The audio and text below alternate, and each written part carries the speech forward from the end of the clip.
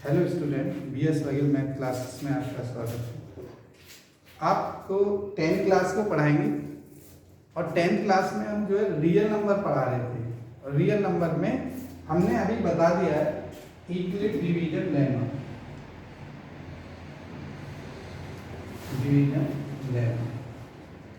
अब देखिए इससे मिलता जुलता एक और वर्ड आता है यूक्लिड डिवीजन एल्गोरिथम। ठीक है, ये लेमा और इसमें फर्क क्या है वो हम आपको एक एग्जांपल के प्रोसीजर से माध्यम से बताएंगे। वैसे जो क्या होता है, एक ये कॉन्सेप्ट होता है और इसमें होता है वेल डिफाइंड स्टेप्स। क्या होता है? Well defined steps. तो आप इतना समझ लें कि ये एक ही चीज है, कोई फर्क नहीं है। एक को एल्गोरिथम बोल देते हैं और एक को बोलते हैं लेमा।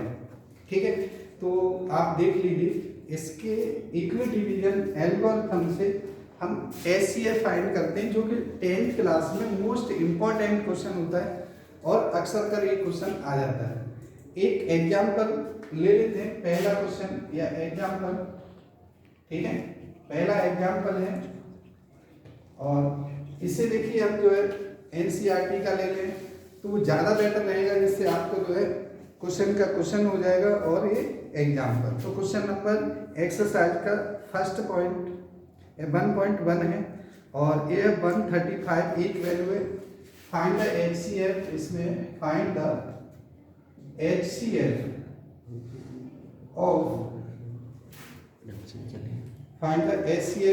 ऑफ कितना 135 and 225 by Euclid division algorithm. ठीक है, यूक्लिड डिवीजन एल्गोरिथम से निकालें। तो आप समझ गए कैसे निकालेंगे, वो आप क्वेश्चन ध्यान से देखें। मैं आपको 1 या 2 3 एग्जाम्पल कराता हूँ, कम से कम आप लोग आज 10 एग्जाम्पल करें और आप देखेंगे कि बहुत वही डिवीजन करने का, एचसीएफ निकालने का तरीका होता है, कोई ज़्यादा नहीं। तो आप समझ लीजिए पहले, जैसे मैंने इसमें लिखा है और मैं यहाँ लिखता हूँ 1 छोटी वैल्यू कौन सी है, 135 से डिवाइड करेंगे 225। अगर मैं 2 से 2 टाइम्स करता हूँ तो ये ज़्यादा हो जाएगा, तो 1 टाइम्स करूँगा। ठीक है, तो ये कितना है 135। तो आप देखेंगे यहाँ 0 आ गया और यहाँ कितना आ जाएगा 9 आ जाएगा, 90 बचे और ये कितना है 135। ऐसे ही देखिए डिवाइड करते चले जाते हैं और ये 1 टाइम्स फिर हो गया और यहाँ 5 बचेगा और यहाँ बचेगा कितना 4। अब देखिए फिर दोबारा करें तो आप देखिए 2 बार हो गए 45 90। तो एचसीएफ ऐसे ही निकालते हैं, मगर इसे लिखते कैसे हैं? वेल डिफाइंड स्टेप्स कैसे कहलाएंगे वो देखिए। तो यहाँ देखिए, यहाँ लिखेंगे y यूक्लिड डिवीजन एल्गोरिथम, ए से रिप्रेजेंट कर देंगे। ठीक है, वहाँ एल से कर देते हैं। तो यहाँ लिखते हैं 225 डिवाइड किससे कर रहे हैं, देखिए 135 इंटू कितना 1। देखिए 135 इंटू 1 तो 135 आ गया। रिमाइंडर कितना बचा, कितना रिमाइंडर है ये वाला, तो आप लिख दीजिए 90। दिखाई दे रहा है सबको? ऐसे रफ पार्ट को ऐसे ही करेंगे आप। ठीक है, अब देखिए हमारे पास रिमाइंडर कितना 90 और ये वैल्यू कितनी थी, ये जिससे डिवाइड किया था 135, तो 135 यहाँ लिखेंगे। देखिए मैंने जो डिवाइड कर रहा हूँ वही लिख रहे हैं। ठीक है, किस में डिवाइड कर रहे हैं 135 में, किससे 90। तो 90 इंटू कितने टाइम्स 1 टाइम्स, बचा कितना 45। देख लीजिए 90 इंटू 1 90, रिमाइंडर 40। ठीक है, तो ये 90 इक्वल टू, अब कितना कौन सा रिमाइंडर है उससे डिवाइड किया 45 से, तो 45 इंटू 2 प्लस कितना बचेगा 0। ध्यान से देखना मैं क्या कहने जा रहा हूँ। जब आपका रिमाइंडर 0 आ जाए तो इसका मतलब है संख्या पूर्णतः विभाजित हुई है, पूरी कट रही है। ठीक है, पूरी कट रही है और किससे, कौन से में किससे भाग दिया हमने 45 से। तो ये जो वैल्यू होती है इसी को हम HCF कहते हैं। क्या है HCF?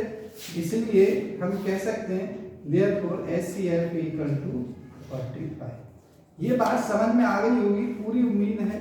अगर फिर भी थोड़ा बहुत बचा है किसी बच्चे का तो मैं आगे वाले क्वेश्चन में बिल्कुल क्लियर कर दूंगा, ठीक है। और आप जो है वो सारे क्वेश्चन कर सकते हैं जो इसमें दिए हुए हैं, ठीक है ना। चलिए मैं जो है एक और पार्ट करता हूँ, और ये थोड़ा बड़ा सा पार्ट, कई क्वेश्चन मैंने बताया कि मैं 2 या 3 पार्ट कर रहा हूँ, तो आप जो है 8-10 पार्ट जो है घर पे करेंगे। और लॉन्ग डिवीजन हो रहा है तो होने दें, कोई ये ना सोचे कि बड़ा हो रहा है तो क्या होगा, ऐसा कुछ नहीं है, आपको आना चाहिए, ठीक है। चलिए अब देखिए मैं एक और पार्ट लेता हूँ इसका, फाइंड द HCF ऑफ, ये है इसका ही ले लेते 196, वैल्यू बदल देता हूँ मैं 196 और दूसरी वैल्यू यहाँ लिख देता हूँ, और ये है 38220, 38220। इन दोनों का HCF निकालना है। किससे निकालना है? Y इक्विलिब्रियम डिवीजन एल्गोरिथम, ठीक है। ये बात क्लियर है। तो ये देखिए बुक के ही मैंने कुछ एग्जांपल ले लिए, और ये एग्जांपल कहें या क्वेश्चन नंबर 2 है, उसका फर्स्ट का सेकंड पार्ट है NCERT बुक एक्सरसाइज 1.1 का, ठीक है। तो देखिए ये क्या है, आपको डिवाइड फिर दोबारा करना पड़ेगा, और डरे नहीं। कई बच्चे क्या है कि ये सोचते कि बहुत बड़ी संख्या है, कैसे भाग देंगे। भाई देखिए 10वीं क्लास में, 10th क्लास में तो भाग देना तो सीखना पड़ेगा, सही कह रहा हूँ। चलिए तो देखिए इसको जो है ये है यहाँ पे वैल्यू, और आप जो है डिवाइड कर रहे हैं इसमें, ठीक है। अगर मैं दो बार करूंगा, 38 तो ठीक है, मगर हासिल आएगा ज्यादा हो जाएगा, तो एक बार ही करूँ तो यह जाए 196, 12 में से 6 बचे, और यहाँ पे देखिए कितना आएगा, 7 बचेगा तो 8 आ गया, ठीक है। 86 हो गया, और 2 यहाँ पे नोट कर लिया। अब देखिए 19 दूनी 38, 19 तिया 57, 19 चौक 76, और कितने बार? 4, ठीक है। अभी रिमाइंडर नहीं बचा, आप सोचें तो 4 का गुणा कर दीजिए हम, तो 4 चौके 4 6 24, 9 चौके 36 और 2 38, 4 और 3 7। आप देख लीजिए, हाँ यहाँ 12 में से 4 गए 8 बचेगा, यहाँ 15 में से 8 गए 7 बचेगा, और एक 0 यहाँ पे है, 0 नोट कर लेंगे, अभी रिमाइंडर नहीं था। तो देखिए 19 चौक 76, फिर दोबारा देखेंगे ये इस पे ज्यादा हो रहा है, ठीक है। ज्यादा हो रहा है नहीं हो रहा, यहाँ पे 7 8, तो इसका मतलब 3 टाइम्स करेंगे, इसको 3 टाइम्स कर दीजिए, तो कितना होगा? 6 3 18, और 9 3 27 और 1 28, और 3 और 2 5 हो गया, ठीक है ना। अब देखिए कितना बचेगा? 2 बचेगा, और यहाँ पे कितना हो गया? यहाँ पे 17 में से 8 गए, कितना बचेगा? 9, और ये 192 बचेगा। क्लियर है, कोई दिक्कत तो नहीं। आप देख लीजिए, फिर डिवाइड कर दीजिए 196 में, एक बार जाएगा 192, तो आप यहाँ देखेंगे 4 आ जाता है, और 4 में 4 दूनी 8, ये पूरा जाता है। देखिए डिवीजन रूल आपको पता हो तो 4 चौके 16, बचेंगे 3, 4 में 36, 49 बार है, ठीक है। इसे लिखना कैसे है? देखिए आप जो है यहाँ पे फिर दोबारा लिखने का तरीका देख लीजिए, क्योंकि हर बच्चे को लिखना आना चाहिए Y इक्विलिब्रियम डिवीजन एल्गोरिथम, ठीक है। Y इक्विलिब्रियम डिवीजन एल्गोरिथम क्या है? यह है, ये देखिए वैल्यू है 38220 इक्वल टू 196 इंटू 143। कितना रिमाइंडर बचा है? बिल्कुल रिमाइंडर देखिए यहाँ नहीं है, ये वाला रिमाइंडर है, तो ये बचा है 192। अब इसका मतलब है कितना? 196 से भाग कर रहे थे भाई, जिससे भाग कर रहे हैं उसे यहाँ लिखते हैं, तो 190 कितने रिमाइंडर बचा? 192। इसका कितने बार करा? एक बार, और बचा रिमाइंडर 4। अब देखिए 192 में देख लीजिए यहाँ 4 है, फिर भी जो है चला जाएगा, ये 32 आ जाएगा, ठीक है। तो ऐसी तो देखिए सिली मिस्टेक हो जाती है, आप भी करते होंगे। तो ये कितना आ जाता है 4 इंटू और ये जाता है 48 प्लस 0। तो इसका मतलब क्या रिमाइंडर बचेगा, आप देख लीजिए ध्यान से, क्या रिमाइंडर बचेगा, रिमाइंडर तो 0 हो गया। तो एचसीएफ कितना होगा, HCF equal to 4, this is HCF. और देखिए एक छोटा सा पार्ट आपको रहे तो वो से आप खुद कर सकते हैं। मैंने आपको एक्सरसाइज के क्वेश्चन कराया, एक्सरसाइज 1.1 का, और ये है यूक्लिड डिवीजन एल्गोरिथम से एचसीएफ निकालना। ठीक है, मुझे पूरी उम्मीद है आपको बहुत अच्छी तरह समझ में आया होगा। अब हम नेक्स्ट क्वेश्चन कराएंगे, और नेक्स्ट क्वेश्चन कैसा है वो देख लीजिए। नेक्स्ट क्वेश्चन है क्वेश्चन नंबर 2। देखिए जैसे हमें नंबर होता है, और ये है कि हिंदी में पढ़ देता हूँ, हिंदी और इंग्लिश दोनों में आना चाहिए आपको। दर्शाइए कि कोई धनात्मक संख्या विषम पूर्णांक, ठीक है, represent any odd integer is in the form of 6q या 6q प्लस 3 या 6q प्लस 5। ठीक है, तो ये जो फॉर्म है रिप्रेजेंट करने वाली होती है वो बोलते हैं यूक्लिड डिवीजन लेमा से हम दिखाते हैं। किससे, यूक्लिड डिवीजन लेमा से। तो आप देखेंगे, मैं बता रहा हूँ आपको, हिंदी में भी इंग्लिश में भी दोनों में पढ़ लीजिए। ठीक है, prove that any positive integer in the form of 6q plus 1 और 6q plus 3 and 6q plus कितना 5 की फॉर्म में होता है, तो वो बताते हैं कौन सी फॉर्म में। देखिए ये 6q plus 1, 6q plus 3, 6q plus 5, इस फॉर्म में। तो हमें क्या लेना है, let q any positive integer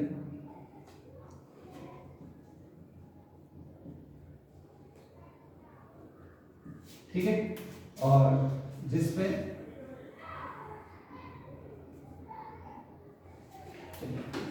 तो देखिए b इक्वल टू 6 है, आधी बात समझ, और q एनी पॉजिटिव इंटीजर है, तो बाई यूक्लिड डिवीजन लेंगे, यूक्लिड डिवीजन लेंगे।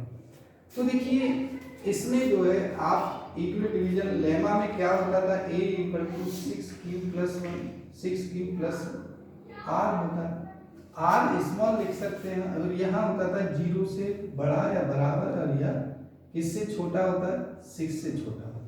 अब देखिए 6r इसकी कंडीशन के हिसाब से r 6 से छोटा का मतलब है 0 भी हो सकता है, पर 0 कैसा नंबर होता है, अगर 6 से कोई कटे तो इवन नंबर हो जाती है भाई। 1 भी हो सकता है, 2 भी हो सकता है, 3 भी हो सकता है, 4 भी हो सकता है, और 5 भी हो सकता है। तो देखिए मैंने यहाँ पे कितने केस आ गए, 6 केस आ गए। मगर आप देखिए कोई संख्या 6 से पूरी कटती है तो ये कैसी हो जाती है, इवन हो जाती है। 2 से कॉमन लेने पर भी इवन होती है। 4 या 4 से पूरी कट जाए या 4 में से 2 कॉमन ले लें तब भी इवन होती है। तो कहने का मतलब है कि ये टर्म इवन होती है, और कैसे होती है मैं बता देता हूँ आपको। ठीक है, अब देखिए मैं इसमें फर्स्ट केस लेता हूँ, a इक्वल टू 6q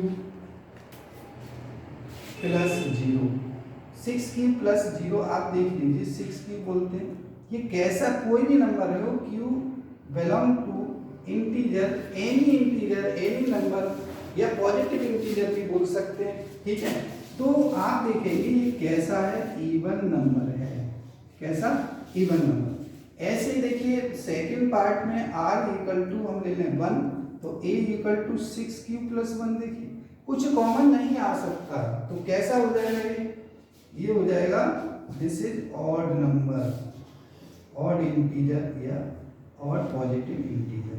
ठीक है, आगे बात समझ में। ऐसे देखिए अगर मैं इसे r equal to third case में 2 ले लूं तो a equal to 6q plus 2 हो जाएगा। जिसमें से मैं 2 कॉमन ले सकता हूँ, 3 क्यूब प्लस 1 लिख दूंगा। तो आप देखेंगे जो संख्या 2 से डिवाइड होती है वो कैसे होती है, इवन होती है, तो इवन हो जाएगा। फोर्थ पार्ट देख सकते हैं कि r इक्वल टू कितना 3 लेने पर, और ये a equal to 6 cube plus 3, 6 cube plus 3 में आप देखेंगे कि अगर मैं 3 कॉमन ले लूँ तब भी 2 क्यूब प्लस 1 बचेगा, मगर ये भी संख्या 2 से नहीं कटेगी, ये भी नहीं कटेगी, तो एक ऐसा नंबर होगा, ऑड नंबर होगा। ठीक है, अगर मैं r इक्वल टू कितना ले लूँ, ध्यान से देखिए, r इक्वल टू 4 ले लेता हूँ, तो a equal to 6 cube plus 4, इसमें से 2 कॉमन आ जाएगा तो 3 क्यूब प्लस 2 हो जाएगा, और ये कैसा नंबर हो जाएगा, ऑड हो जाएगा। ठीक है, अब बात आती है लास्ट की और 6th पार्ट की, r इक्वल टू 5, तो आप लिख सकते हैं a equal to 5 cube 6 cube plus 5, ये क्या है, ऑड है। तो हम लिख सकते हैं therefore odd integer, odd positive integer क्या है, ऑड पॉजिटिव इंटीजर कितने होंगे, 5 6 cube plus 1, 6 cube plus 3 and 6 cube plus 5। ठीक है, तो ये जो है ऑड इंटीजर होंगे, यही हमें प्रूव करना था। ये होता है इक्विलिब्रियम डिवीजन लेमा, जिसे आप जो है उन वैल्यूओं को वहाँ एग्जैक्ट डिफाइन नहीं करते, वहाँ लेके चलना पड़ता। ठीक है, क्लियर आ गया समझ में। चलिए नेक्स्ट क्वेश्चन है इसका एक्सरसाइज का, और ये देखिए क्वेश्चन है, आप जो है थ्योरेटिकल क्वेश्चन होता है, और थ्योरेटिकल क्वेश्चन है, थ्योरेटिकल क्वेश्चन आप जो है बड़े आराम से कर सकते हैं, इसमें कोई दिक्कत नहीं है। ये है एनी किसी परेड में, मैं हिंदी में पढ़ देता हूँ, क्वेश्चन नंबर 3 है, किसी परेड में 6 से 16 सदस्यों वाली एक सेना की टुकड़ी को 32 सदस्यों वाले एक आर्मी बैंड के पीछे मार्च करना है। ठीक है, दोनों समूह को समान संख्या वाले स्तंभों में मार्च करना है, तो उन स्तंभों की अधिकतम संख्या क्या होगी जिसमें वो मार्च करते हैं। तो इसका मतलब क्या है, देखिए any contingent of 660 member to march behind an army band of 32 member in a parade. The two groups are the march in the same number of column. What is the maximum number of the column in which they can march? ठीक है, इसका मतलब यही है कि 6 से 16 व्यक्तियों को, ठीक है, दो उसमें करना है, 32 वाले किसमें टुकड़ी में बांटना है। तो आपको बताना है कि वो कितने कितने होंगे उसमें। ठीक है, चलिए तो आप समझ गए कि एक पार्ट कितना होगा 616, तो और दूसरा होगा 32। तो हम लिखेंगे यहाँ HCF ऑफ 616 एंड 32। ठीक है, तो थोड़ा सा एक छोटा, ज़्यादा छोटा पार्ट है, एक बहुत बड़ा पार्ट है। आप देखेंगे, मैं डिवीजन करके दिखा देता हूँ कि आप डिवीजन बिना काम नहीं चलेगा। आप पहले डिवीजन कर लें, ये 616 और 32। देखिए अगर मैं करता हूँ, इसमें 2 बार करता हूँ तो कम ज़्यादा हो जाएगा, एक बार ही करूँगा। 32 कितना बचेगा, यहाँ 9 बच गया देखिए, और यहाँ कितना 2 बचेगा। ठीक है, अब ये 6, अब कितने बार पढ़ेंगे भाई, 3 है, और ये 9 बार पढ़ेंगे, 9 से पूरा चला जाएगा, पूरा नहीं जाएगा, रिमाइंडर बचेगा। 9 दूनी 18, 9 दिए 27 और 28, 288 हो गए। ठीक है, अब घटा दीजिए, इसमें 16 में से 8 गए, 8 बचेंगे, और ये पूरा होगा, तो ये कितना 32। देखिए बहुत जल्दी कट गया, 32 से 30। ठीक है, तो आप देख लेंगे कि इसमें 1 टाइम्स पड़ा था, ये 19, और ये पूरा किससे कट रहा है, किससे कट रहा है, 8 से। ठीक है, आ रही बात समझ में? तो आप कह सकते हैं कि बाई यूक्लिड डिवीजन एल्गोरिथम, जब भी आपको डिफाइन करना हो, डिफाइन स्टेप लिखने हो वेल डिफाइन, तो वहाँ एल्गोरिथम लिखेंगे। जहाँ आर की वैल्यू को एज्यूम करके लिखना हो तो वहाँ पे डिवीजन लेमा लिखते हैं। ठीक है, वहाँ ए की जगह क्या लिख देंगे, एल। तो ये होता है लेमा, ये होता है एल्गोरिथम। तो आप समझ गए। तो इसे लिखेंगे 616 इक्वल टू कितना 32 इंटू 19। ठीक है, रिमाइंडर कितना बचा है 8। तो यहाँ लिखेंगे 8, यहाँ 32 into equal to 8 into 4 plus 0। किससे डिवाइड कर रहे हैं, इससे। तो कितना होगा प्रत्येक टुकड़े में, आप समझ गए कि इससे कितना स्क्वायर वाली ये हो जाएगा ए स्क्वायर इक्वल टू 8। ठीक है, ये आपका आंसर है। आप ध्यान से पढ़ते रहें। और ये मैंने क्वेश्चन नंबर 3 कर दिया है। क्वेश्चन नंबर नेक्स्ट के लिए क्वेश्चन नंबर 4 देखें, ज़्यादा टफ नहीं है। कोई क्वेश्चन अब जो है ज़्यादातर प्रूव करने वाले या इसे दिखाने वाले हैं। जैसे ये है, देखिए यूक्लिड डिवीजन से आपको प्रूव करना है कि N E square of any number in the form of n 3m और 3m प्लस m के लिए 3m और 3m प्लस 1। तो देखिए इसमें जो है आप जो है देखेंगे कि a एनी पॉजिटिव इंटीजर, कोई नंबर लेते हैं a एनी पॉजिटिव इंटीजर और जिसमें b इक्वल टू 3 है। ठीक है, b इक्वल टू 3 है और there exist q and r, तो a इक्वल टू कितना आ जाएगा 3q प्लस r।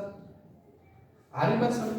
जिसमें r की वैल्यू कितनी होगी 0 के बराबर या 3 से छोटी होगी। तो इसका मतलब है r के लिए हमारे कितने केस हो गए, एक तो 0 हो गया, एक 1 हो गए, एक 2 हो गए, 3 केस हो गए। भाई 3 ले नहीं सकते, तो इसमें आप r 0 लेंगे।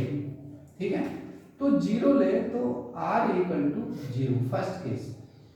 ठीक है, r इक्वल टू 0, तो आप a इक्वल टू 3q की फॉर्म लिख सकते हैं।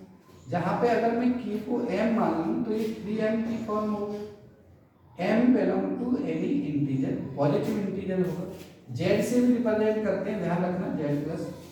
ठीक है, तो ये 3m की फॉर्म हो गया। अगर मैं सेकंड केस में r इक्वल टू स्क्वायर कीजिए, सॉरी स्क्वायर, तो a स्क्वायर कितना हो जाएगा, देख लीजिए स्क्वायर करने पर 9q स्क्वायर हो गया।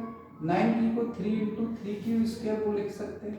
तो ये वैल्यू किसके बराबर है 3m, जिसमें m बराबर 3q स्क्वायर। आ रही बात समझ में? क्लियर है? अब r बराबर आता है 2। हम इग्नोर नहीं करेंगे दूसरे स्टेप को कि ये फॉर्मूले भी बता देंगे r बराबर 2 रखने। तो a बराबर a स्क्वायर बराबर कितना आ जाएगा 3q प्लस 2 का स्क्वायर। अब देख लीजिए इसको, ये हो जाएगा 9q स्क्वायर प्लस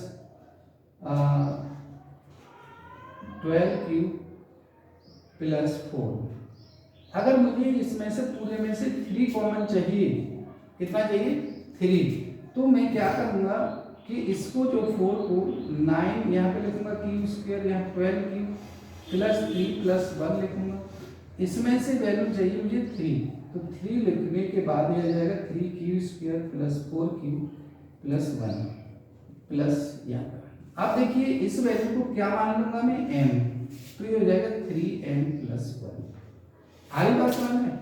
ऐसे ही मैं सेकेंड पार्ट को कहूँ कि भाई अगर मेरा लास्ट पार्ट है कि r जो है 2 ही तक है, बस देख लो 0 1 0 1 2, तो इसका मतलब है कि square of any positive integer in the form of, केवल और केवल कौन सी फॉर्म में होगा, या तो 3m की फॉर्म में होगा या और इस फॉर्म में 3m प्लस 1 की फॉर्म में ही होगा।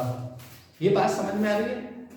देख लेना, ये थोड़ा सा ऐसे ही किए जाते हैं, कोई दिक्कत नहीं होनी चाहिए। पहला यहाँ से स्टेप बनते हैं आपके, जो कि आप बहुत आसानी से बना सकते हैं। ठीक है, क्लियर है, समझ में आ रहा है? बताओ। नेक्स्ट देखिए, इसी तरह से हम जो है और भी क्वेश्चन है, क्वेश्चन नंबर हमारा लास्ट है, क्वेश्चन नंबर 5। जैसे हम देखिए क्यूब की बात करते हैं, ठीक है, क्यूब की बात करूं तो 9 का क्यूब बहुत बड़े बनेगा। अगर हमें उसका मल्टीपल छोटा होता है तो उसमें से क्यूब कॉमन लिया जा सकता है। जैसे ये कहता है कि by equal division lemma any cube of any positive integer in the form of, ठीक है, बिल्कुल इसी तरह से cube of any positive integer,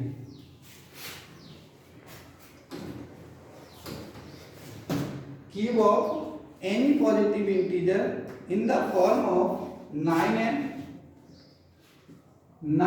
plus 1 और लगा सकते हैं इसमें, और 9m प्लस 8, 9m प्लस 8, ठीक है, इस फॉर्म में। क्लियर है? अब देख लीजिए, ध्यान से देखना। अगर मैं क्यू की बात करता हूं तो मैंने मान लीजिए क्यू 9 लूंगा तो बहुत सारे स्टेप हो जाएंगे। तो हम लेंगे let a any positive integer, लिखने का तरीका ध्यान रखना, positive integer and b equal to 3 and there exist q and r, ठीक है। तो a equal to 3q plus r, जिसमें r की वैल्यू 0 के बराबर या 3 से छोटी होगी। केस कितने होते हैं? 0, 1, 2 बनते हैं। क्लियर? ये देखिए 3 केस हैं और आपको इस फॉर्म में दिखानी है, क्यू करने में। आप देखेंगे कि अगर फर्स्ट केस माने r इक्वल टू 0 तो a इक्वल टू 3q है। अगर मैं इसे a क्यूब करूं तो ये 3 का क्यूब इंटू क्यूब का क्यूब होगा। अगर मैं 3 इससे बाहर ले लूं तो ये 9 बचेगा, तो 9 क्यूब हो जाएगा, जिसे मैं क्या कहूंगा? 3m कहूंगा। समझ गए m क्या है इसमें? m equal to 9 cube. ये बात समझ में आ गई? दूसरा पार्ट देख लीजिए, अगर मैं r equal to, second part है इसका, r इक्वल टू 1 रखूं तो ये हो जाएगा a equal to 3q plus 1 और एक क्यूब करूँ इसमें, कितना करूँ? एक क्यूब। तो ये जो वैल्यू होगी 3q प्लस 1 का होल क्यूब हो जाएगा। और इसका होल क्यूब के लिए देखिए a प्लस b का होल क्यूब सब बच्चों को याद होना चाहिए। तो आप a क्यूब 3q का होल क्यूब प्लस 3ab मतलब 3q प्लस 1, ठीक है, और a plus b 3q plus into 3q plus 1 और इंटू 1 का क्यूब। 1 का क्यूब 1 ही रहता है, तो मैंने इसे बाद में लिखा है। देखिए यहाँ से 3 कॉमन है और यहाँ से भी 3 कॉमन है, तो आप लिख लेंगे 3 कॉमन ले लीजिए। 3 का स्क्वायर 9 क्यू स्क्वायर प्लस ये 3q ब्रैकेट में 3q प्लस 1, ये एक होल ब्रैकेट लगाइए और प्लस 1 अलग। आप इसे m लिख लें तो ये फॉर्म हो जाएगी 3m प्लस 1 की फॉर्म हो जाएगी, जिसमें n कौन सी वैल्यू है? ये वाली वैल्यू। तो आप लिख सकते हैं सेकंड फॉर्म में आती, बात आती है थर्ड फॉर्म की, तो थर्ड फॉर्म देख लीजिए, ठीक है। r इक्वल टू कितना रखेंगे? 2 रखेंगे। तो 2 रखने पर क्या आता है वो देखिए, देखो नेक्स्ट r इक्वल टू कितना है? 2, 5 स्टेप। r इक्वल टू 2 रखें तो a equal to 3q plus 2 हो गया। इसका क्यूब करें तो ये हो जाएगा 3q प्लस 2 का होल क्यूब। तो जब इसका क्यूब करते हैं तो देखिए जैसे मैंने इसमें करा वही लिखना, 3q का whole cube plus 3 into 3q into 2 into 3q plus 2 और प्लस 2 का क्यूब 8। इस पूरे प्रोसीजर में से यहाँ से 3 कॉमन आता है, इसे लिखते हैं 9q square plus 6q 3q plus 2 और प्लस 8। तो इसको जो लिख देंगे 3m प्लस 8। तो हम बोलते हैं any positive integer q of any positive integer in the form of 3m plus 1 और 3m plus 8 की फॉर्म में होता है। ये बात समझ में आ गई? तो ये आपकी पूरी एक्सरसाइज होती है। और अगर कोई भी दिक्कत है तो आप कमेंट बॉक्स में लिखें, और अगर इससे पहले वाली वीडियो देख लिए नए हैं तो चैनल को सब्सक्राइब करें, और इससे पहले वाली वीडियो की लिंक जो नीचे दी हुई होगी उससे देख सकते हैं, ठीक है। और हमारा वीडियो पसंद आता है तो लाइक और शेयर जरूर करें। जय हिंद, जय भारत।